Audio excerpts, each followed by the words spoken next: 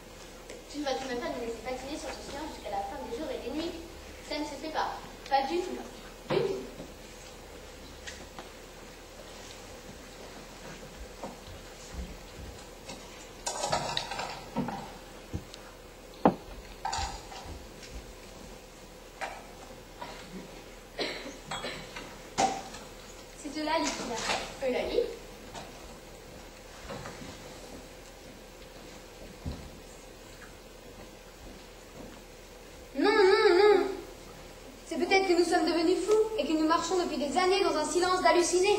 C'est peut-être que nous avons engendré une créature qui expérimente en nous le méfait du silence. Il s'appelle comment, le gâteau? Non, la vie est si belle quand on parle tous ensemble. On cherche l'expression juste, le verbe le plus cinglant ou le plus juste. Et même quand on s'accroche, qu'on se répète, à coup d'affrontement, tout plutôt que cette maison pleine de Waterloo. Voilà, ça c'est une porte sortie de Ségon, une porte sortie de Mégon, une P-O-R-T-E. F-E-N-E, accent circonflexe, T-R-E. Une fenêtre qui s'ouvrait sur le monde des vivants par l'heure. Tiens, une montre, ça peut t'aider. P-E-N-D-U-L-E de T-E. Une pendulette. Nous apparemment, plus question de savoir l'heure. Et tiens, en complément de liquidation, ma montre. Cadeau de première communion. En ce jour où le Christ est collé à mon palais, je fus saisi d'une grande angoisse. Ne pas avaler, ne pas manger. Laissez fou. Mais si le plasma se décide pas à vivre, reste parce que je n'étais pas disposée. Resterai-je ainsi, engagée dans un silence perpétuel?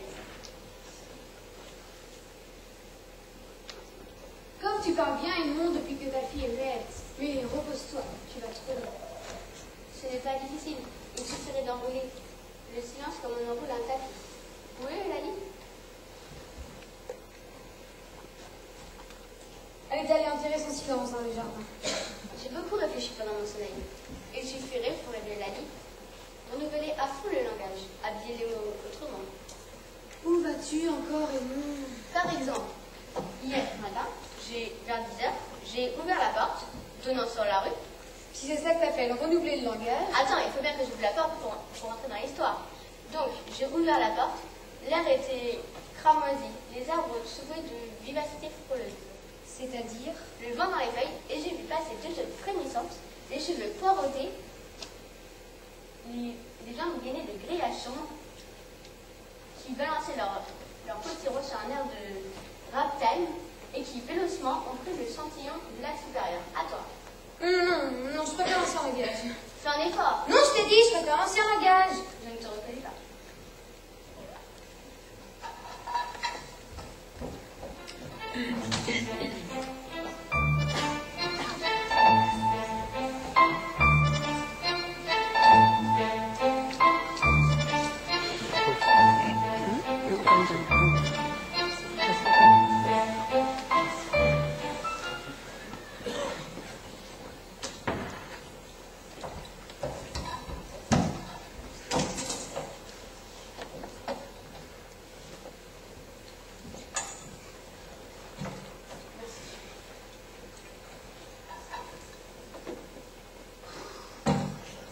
impossible, hein.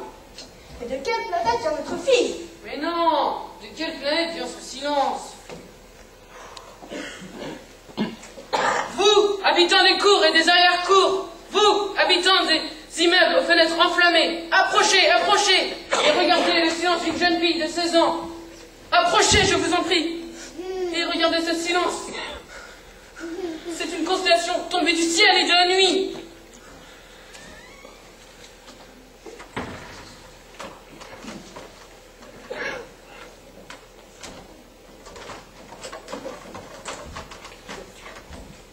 Ce qui part bien. Voyez-vous, Avant que ma fille entreprenne cette expérience, mon mari était un homme réglementaire. Le voyez-vous? Enfin, le silence de cette 16e année. Moi, je ne vois pas le silence. Mais voyons, le silence, ça se concentre. Vous voyez quelque chose, vous? oui, je crois. Et alors? C'est comme le duvet d'un cygne qui passerait très haut au-dessus des toits. Moi, je crois plutôt qu'on essaye de nous plonger dans un silence hypnotique. Permettez-moi, monsieur, à vous, qui êtes le père de cette jeune silencieuse, que si elle continue à ne plus parler, son intelligence va s'éteindre peu à peu. Elle tombera dans le néant. On n'existe pas sans le langage. Mais croyez-vous que moi j'existe? Voilà que déjà, je ne me souviens plus de sa voix. J'ai oublié la musicalité de ses paroles et de ses rires. Partez, partez, madame, et emportez la foule avec vous. Que quelqu'un me prenne dans ses bras. Je suis le père de la fille, sans parole. Parle, Lali, parle. Tu cherches à nous tuer, c'est ça? Mais parle, sale fille, parle. Parle, méchant, parle, parle. Mais parle, voyons, ton père n'a plus le goût au travail. Parle, ta mère, cette fiole, elle ne sait même plus faire la cuisine. Mais parle, parle, parle, ouvre ta bouche et parle. Lali. Edmond, qu'est-ce qu'il y a, Edmond? Ça va pas? Où est-ce que t'as mal? Je vais très très bien. Oh, Très bien. pourquoi, Edmond? Parce que quand elle va revenir, elle va sûrement me demander si je vais mieux.